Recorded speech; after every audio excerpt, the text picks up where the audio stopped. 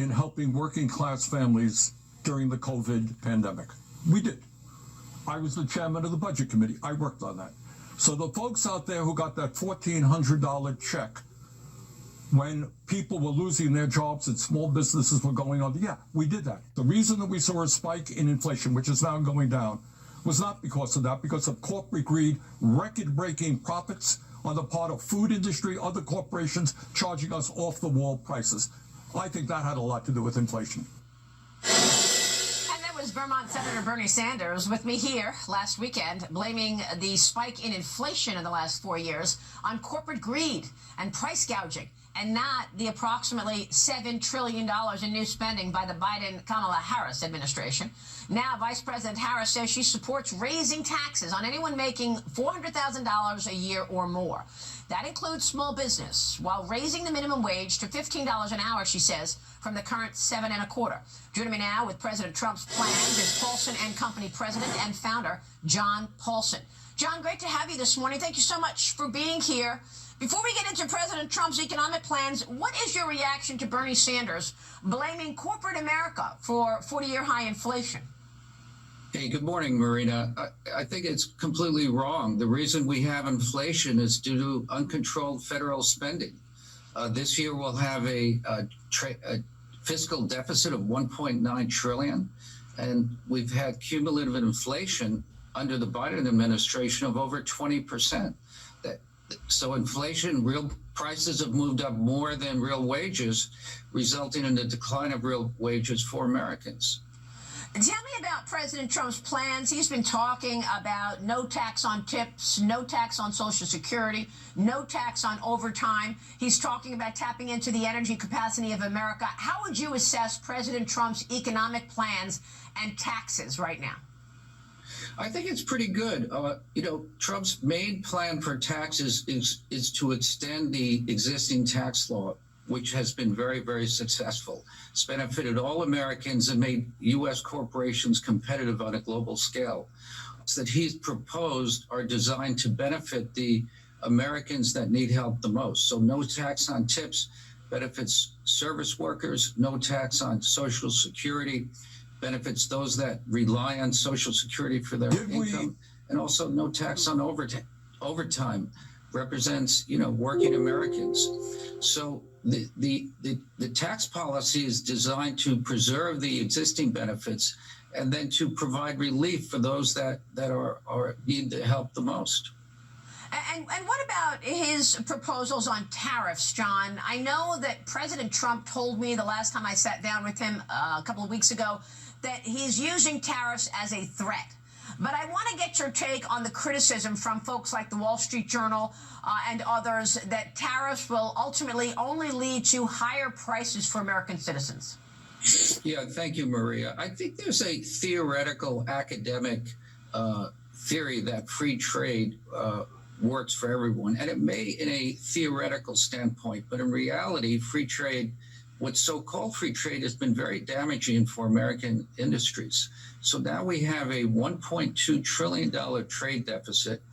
We have devastation in many of our manufacturing communities, while the foreigners that are producing to export here are all prospering. So we need to level the playing field and protect American manufacturing. It's crucial that we have a solid industrial base and that we produce the things that are essential for our economy and for our defense industry. And the best way to level the playing field if you don't get cooperation is by using strategic tariffs. That will not only restore American manufacturing, it also raise revenues to reduce the deficit. So you are on board with President Trump's idea that if they think that they're going to bring cars in from Mexico, cheaply made, and sell them to American citizens, they will face triple-digit tariffs? I don't know if it's triple-digit, but you need to raise them enough to prevent American manufacturers from relocating to Mexico or other countries, and then encourage them to relocate or produce in the U.S.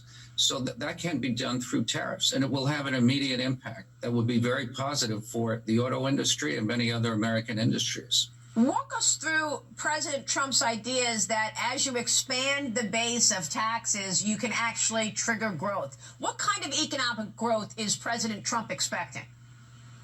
Well, I think we certainly grow a lot more than we are now by encouraging domestic manufacturing. That will lead to immediate growth. By encouraging energy production, that will lead to immediate growth as well as lower prices. And by reducing regulations, that will lead to more investment and more growth here.